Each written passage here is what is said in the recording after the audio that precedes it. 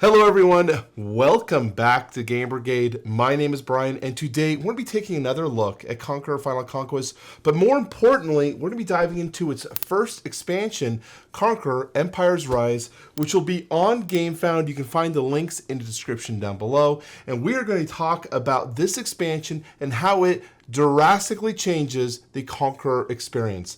If that sounds like something you're into, stay tuned for this video.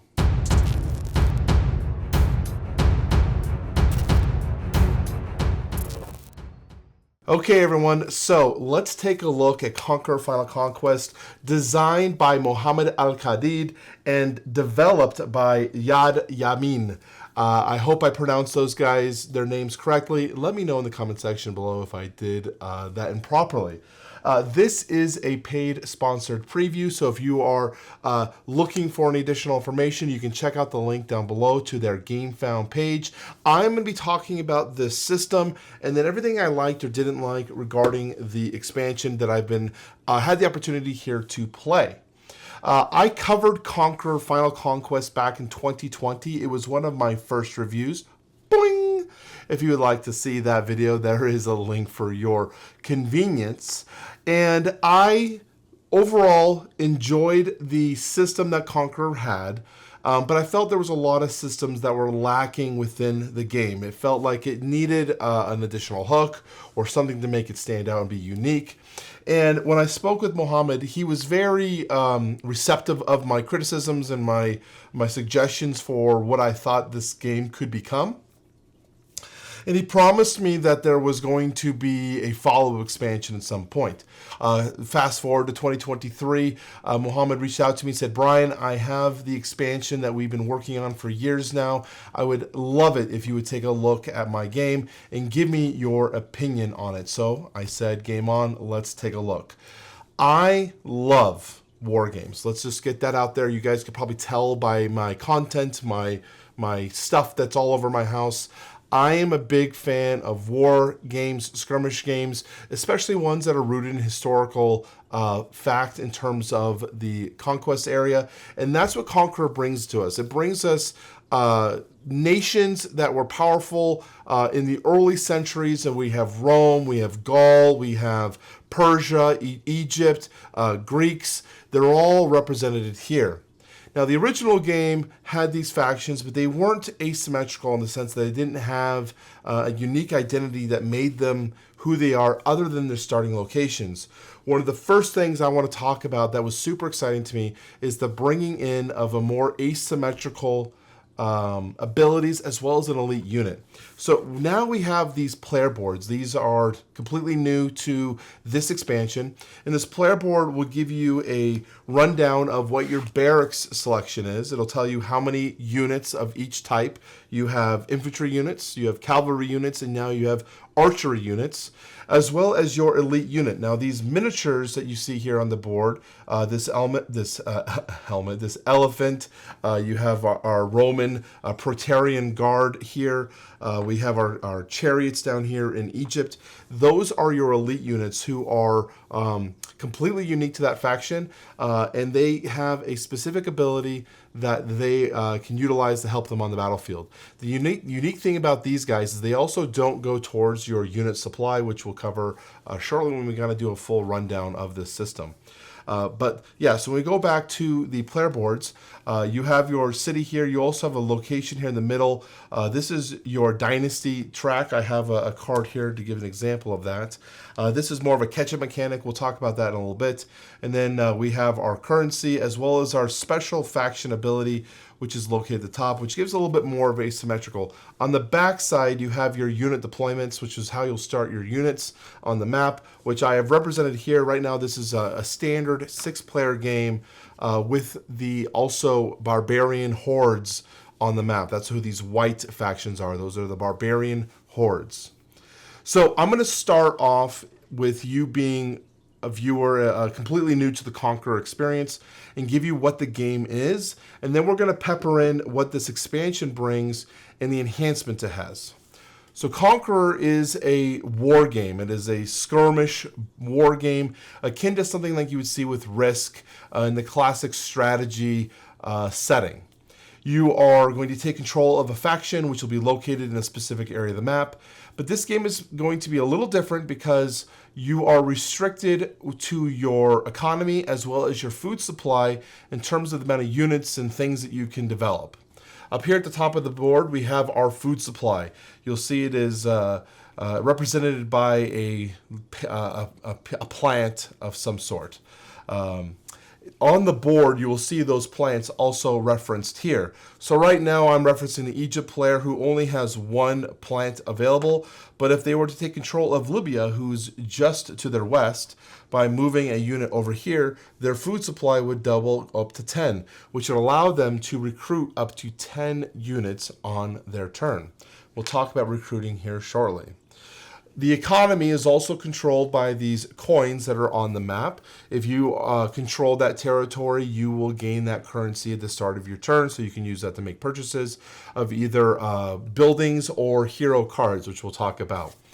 The thing that I want to stress with this one in terms of controlling your territories is you must leave a unit piece in a territory to gain control of it. So there will be a sense of stretching of your empire and feeling like you can't do it all because you have to stay within the confines of your food supply, as well as keeping your supply lines run by keeping troops located in the back line. So I think that's an interesting aspect to the gameplay there. Players are going to be moving their units around, taking control of different territories, but they have to remember to keep control of their locations, otherwise they will lose them. When you gain control of a territory, you'll reference it here if it requires it. Otherwise, you just take note of it on the board. The victory conditions means you must control 7 of these large castles that are strewn across the map. You can see there are several of them. All of the major capitals have them, and there are these small castles. Actually, it's actually 7 total fortresses, I believe, not the large ones. But there are these smaller ones also throughout the map that you can have. And then there are also ones that you can build and place it on the map, which will provide a defensive bonus if you're defending it, as well as giving you that point for victory for that control. So that's that. So players are going to recruit their units, placing more units on the board, moving around, dealing battle, eventually trying to secure victory points, standard strategy games, etc. So what makes Conqueror a little bit more unique? We already talked about the food supply. That makes it unique. The parts that I want to talk about now are what are brought into this game from the Empire Rises. The Empire Rises wanted to bring it more development to the game, bring it a little bit more strategy and asymmetrical feeling to the gameplay. So what we have up here is we have the civilian districts as well as unit upgrades. On your turn, there are several things you'll do. You'll do your new year, which you'll retrieve your agents. We'll talk about the agents because these are also new. You'll pass the first player marker, which will mean you just go in a giant circle based on you start with Gaul as the first player, and it'll circle around the player board, skipping anyone that's not a controlled faction until it comes back around to Gaul. If you want to trigger a dynasty on the 5th turn round, which is located up here, you can flip your dynasty card. The dynasty card is a catch-up mechanic. Effectively, it says, starting from round 5, if you control no more than 1 great fort and 2 minor forts, you can flip the card over, which is located on your middle board, and it'll give you a bonus of 2 extra food supply for this round only, an extra cavalry unit, an extra infantry unit, and 4 gold for you to purchase. So it's a catch-up mechanic to allow players who might be having a hard time catching up or whatever to kind of give themselves a general boost. Next, you'll collect your taxes, which is the income around the map. Everyone defaults to collect 2 gold, no matter what you control. And then based on what you have on the map, you'll collect your 2 gold, your gold from that as well. And then we have policy. The policy is where we can send our agents, which is new. So this is kind of a worker placement addition to the game. And on these areas, you'll see there are worker placement spots at the top of these locations, which is where you can send them. The top of the board here is the trade track. The trade track allows us to trade with other players, giving them currency, but also giving us something in return. But if you trade with a player, you are not allowed to attack them that turn because you've created some sort of bond for that round. So it is important to make sure you know that you're not allowed to attack someone if you are going to be trading with them at the same time. So as the Egyptian player, let's say I traded with Rome. Rome would be collecting an additional gold coin for being super cool. So let's go ahead and give Rome their gold coin. And then I would move my cavalry unit one on the track. In this case, I collect a gold as well. So Egypt would collect their gold and move on from there. Now that is locked for any other players until the next new year. So no one else would be able to trade with Rome, but people could trade with Egypt or Persia or Carthage, any of these regions up here. As you move your cavalry unit along this track, there are additional bonuses. Some bonuses are static effects, one-time effects, so like the gold income that I gained. Other effects, though, can be persistent effects that will affect your gameplay throughout the entire session. And some of these are good strategies to take a hold of. One of them is a gold discount to the civilian districts. We'll discuss that in a second. Another one is whenever you trade with a player, you're able to see their combat cards that they have in their hand currently, which is pretty important. And the final one is whenever you take the trade action, you can take another action with your agent directly after this. So why is that important? Well, you take the trade action, you gain the money on this, as whatever it is, it would be 2 extra gold. You also get to take a look at another player's hand, and then I can take my agent and take another action over here. So it's just like a double action. It's just a super duper good bonus that you can take advantage of that. So that's the trade. Over here, we have the civilian districts and the unit upgrades. For you to kind of build out your civilization, to build out your strength, you're going to have to upgrade your units as well as your population. So here in the civilian districts, we have 4 locations. You would send your worker to one of the locations and you'll pay the costs located on the top. The granary, you can purchase up to 3 of, you can have 4 different types of buildings in your district for civilian upgrades, and military upgrades, so you can have 4 total. But let's say we buy the granary. The first one will cost $5. We take it, we place it above our faction sheet here, and this would give us an additional food. If we bought an additional granary, it would cost 10. If we bought a third granary, though, it would cost 15. Now, if we have that discount here, that would give us a 1 gold discount for additional purchases going forward. The fort is cost 369 in terms of total gold, and it takes a fort and places it onto a territory. The forts, though, are restricted to the amount of fort tokens that are available, so you can't keep purchasing forts. People can't keep purchasing forts all over the place and winning the game that way. The fort tokens also give you, in case the world domination effect does not take place and it goes into the final round, there are additional victory points there. We have the Bazaar, which gives you an additional gold. You have the Academy, which gets you a discount when you're purchasing your hero cards. And then over here, we have the unit upgrades. In terms of the unit strength, there are ways the units work. The infantry units are base 1 strength. The cavalry units are base 2 strength. The archers don't have any strength. Instead, what the archers will do is at the beginning of a combat round, they roll their dice on a 4 or up, which is only 4, they will deal a casualty, which means they would remove an opponent from that conflict. Defenders will roll first in a conflict, then attackers. Otherwise, archers don't do anything. They have 1 single volley in an attack. So up here we have those 4 upgrades, as well as our naval. We'll talk about Navy in a second. Cavalry have upgrades. You have one that gives your cavalry more likelihood to deal casualties, which means remove your enemy's units from the board. You have Thoroughbred, which allows your units to move double, so they can move twice on a turn. Not take 2 separate actions, but just move 2 spaces. And then we have +1 strength, so you can make a cavalry go from 2 to 3. Those are for the cavalry boosts. And infantry, we have the same thing where you can make an infantry go from +1. That's the elite armor. You have long spears, which gives +1 against cavalry, which is great. So you could technically be 3 strength if you're fighting against cavalry. And then you have the +1 shield. That's actually the elite armor. Or discipline. No, that's discipline. Which will give you a protection to the casualties. So the cavalry can provide casualties, yet the infantry can prevent them with their shields.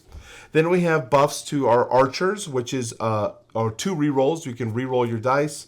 And then we have one that increases their aim, which means they can hit on a 3 or a 4. And then you have the naval. The way Navy works is any unit that is in a sea territory is a naval unit. And we have boasts for them. You can have +4 when attacking in the sea. So if you're having 2 units engaging in a sea battle, you can do +4 there. Or you can do +4 when you're invading from the sea to the land. So this is a whole new aspect of the game. All of this worker placement and trade and upgrades are completely new in the Empire Rises faction, giving players an ability to customize their factions in terms of the construction, who they want to trade with, and what kind of upgrades and abilities they want to take advantage of. The fact that you're restricted to having only an ability to have 4 of each means that you have to make wise decisions because there is that scarcity aspect in terms of what can you get. If you go heavier in one section, for example, if I decide to go heavy infantry, the cost of the infantry go from 8 gold, 11 gold, 15 gold. So my first upgrade would be 8 gold, then it's an 11 gold, then it's 15 gold. That's a lot of investment. Or I could, kind of be all over the place and have a cavalry upgrade, an infantry upgrade, an archery upgrade, and a naval upgrade, which would be cheaper, which allowed me to purchase more other things along the way. So again, it's all based on your strategy.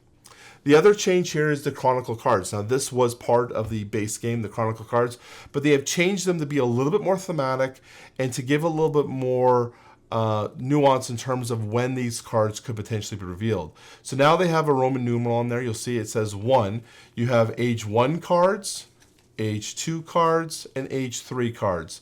These allow the abilities that are still very similar to the original game. There are some changes here, though, but they're very similar to the core box.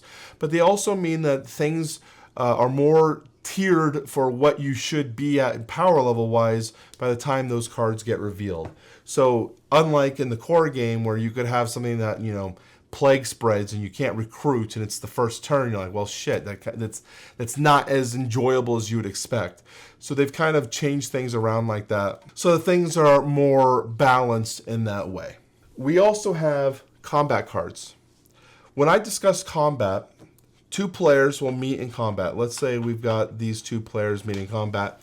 First, you will add up the value of who's in combat. Right now we both have 1, so they're just 1. But the players then have the option to play a combat card from their hand to increase that bonus. So for example, a phalanx would give +1 and a shield. So if the other person played a +4 and a casualty, the shield could prevent my casualty. Now, in this case, it wouldn't because there's only 1 infantry, and the retreating unit has to lose a unit. But that's the idea. So you have an entire deck of cards now, which are going to be new for you to work with. And the way you gain these cards is actually participating in combat. And a new interesting change with that is third-party people can join in conflicts. So how does that work? Let's say we've got our Gaul player here engaging with the Greek player. The Roman player could come in here and say they are going to join the conflict, and they have to choose a side. So let's say they chose the side of the Greek, and that is going to add their army value power to the Greek player in defense against the Gauls. Now, the defender and the attacker will still do all the other things they would normally do, rolling dice, playing combat cards. But the Roman player, because they participate in this combat, will also draw a combat card themselves. So it is a way for them to get involved in the game and to get themselves more powerful, gain more cards for conflict later on. The other thing is these elite units are also affected by all the unit upgrades. On your individual character sheets, it'll tell you what your elite unit classifies as. So Greek, their Greek soldier, who I don't have right now, is this a Greek one? This is Egypt. I'll say this doesn't make sense. The Egypt, which is down here, this cavalry, is a cavalry unit. So any type of cavalry upgrades would also benefit to this character. And this character is +2 And then they're also +1 versus cavalry. So this could be +3, but if they're fighting cavalry, or it's +2, but if they're fighting cavalry, it's +3. So that's the rundown of the combat. The other thing we didn't really quite touch on was these independent armies. They are available. You can even trade with the independent armies if you wanted to, which is interesting. I wish there was a little bit more with that in terms of maybe making them stronger because you're trading with them. But the independent armies will interact with you as well, but they have an AI deck where they'll flip a card and just add their values to their sheet, as well as providing casualties against your armies, which is an interesting change of pace for the AI. And I kind of like that they have this AI enemy that are on the board because they provide a roadblock to some of the more important choke points in the game, such as Asia Minor, the Alps, Liberia over here. So I think that's really cool. So let's take that and let's kind of go into my thoughts. Now, this isn't supposed to be a full-in how to play. I'm not trying to teach you how to play. I just want to talk about some of the changes they're providing in the game and some of the things that made Conqueror important. You still have your bonus missions. Those were part of the original base game. I still enjoy those. They changed a little bit of the hero cards, which I think is a cool change. The hero cards, you would purchase them and they'd be one-time use. You play them, you get the benefit, and then the card would go away, but you could rebuy it again. And these were priced pretty expensive as well, 14 gold, 8 gold. The change with these guys is you buy the card, you can play it once, but then you can place it back by your player board and you have one more use for these now. So you could play them up here again and get that bonus. There are a lot of cool things going on with Conqueror that I enjoy. It's very, very true to the classic strategy games that I still love. I still love Risk. I still play those kind of games. And Conqueror feels like kind of a homage to those older roots. And it kind of takes that and adds a little bit of more of the modern gaming aspect to it, with the worker placements, the asymmetrical powers, the ability to customize your factions. I really do appreciate that. And I do think that Conqueror really shines in a light of players who really love the strategy aspect of it and enjoy playing at higher player counts. I think this is a game that I would only play at 4+, 4, 5, or 6 players, because that's where you start really seeing the magic of Conqueror occur. I have played this at 3 players. It was fine. It was serviceable, but not something that I would reach out to play again at that player count. I think you really are going to want to play this with a group where you can consistently get at minimum 4 players, but realistically, we would love to see this played at 6 players, because then you really start to see battles occurring over here and battles occurring over here and maybe some battles also occurring over here. You really start to see that interesting pull and take from the other players as they try to figure out ways to move around to collect the victory points needed to win the game. There are some things that I wish there were changes with. Some of them are things that the developer probably can change. Some of them are things that are just me being nitpicky. Some of the things I wanted to see more of was more of these civilian districts and unit upgrades.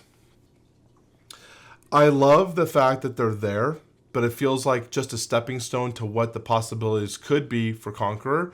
And if there was a stretch goal or something to add in more, I think that'd be super cool. Just to give you, even if it's just like a 5th option or a 3rd option for some of the ones that have 2, to give the players just a little bit more ability to customize themselves just a little bit more. Same thing with the civilian districts. The civilian districts, I feel like it's a little harder to do because everything is so tight in terms of the type of bonuses and things you're wanting to implement. So I think that's a thing that they're trying to do. I could maybe see like a building that lets you re-get your generals back after their use. But you can only have one of them, obviously. I don't know. There could be things that you can do. I also, as I mentioned, I'd love to see ways to make the nomadic hordes or the barbarian armies buff if you trade with them. If you choose to trade with them, which a lot of players do, because if you trade with them by sending your agent over there, where did my agent even go? I must have lost. Oh, here he is. If I send my agent here, a lot of players do that because you get the benefit of the trade. Yes, you can't attack the barbarian horde that turn, but you're trying to, they do it because they're trying to limit the amount of gold you're giving to your opponents. You don't want to give your opponents a buff, right? So you'll see people do that, give themselves a buff, giving themselves that bonus and just saying, whatever, I don't plan on attacking the barbarian horde anyway, so it doesn't hurt me in any way. I kind of wish it'd be like, oh, well, you know what? Maybe there's a tracker that says the barbarian horde's been traded with twice, so now they're going to add a cavalry unit to a random location. I don't know. It's hard to determine. There's so much more development and stuff like that it's hard to say what you would like to see. I do think that this is now finally coming into its own. I felt when I played Conqueror the first time, it was half of a game. I mentioned that in my review. I said it felt like it was kind of like half of a game, almost there. It felt like it was on the pinnacle of finding itself. And I think we're finally finding itself here in a way that can really give players the ability to play this Mediterranean wars that occurred in the early centuries. I think it's a super, super tight system. So I really enjoyed Conqueror. I hope you guys enjoy it too. I'd love to hear what you guys think in the comment section down below. Leave me a comment and tell me if you are considering backing this one or not. I'd love to know. I am definitely going to be trying to get myself an actual copy of this game because I love to get a complete, full indexed version of this. So let me know what you guys do in the comment section down below. If you want to support the channel, remember to subscribe, give me a thumbs up, check out the Discord down below. Otherwise, I will talk to you very soon.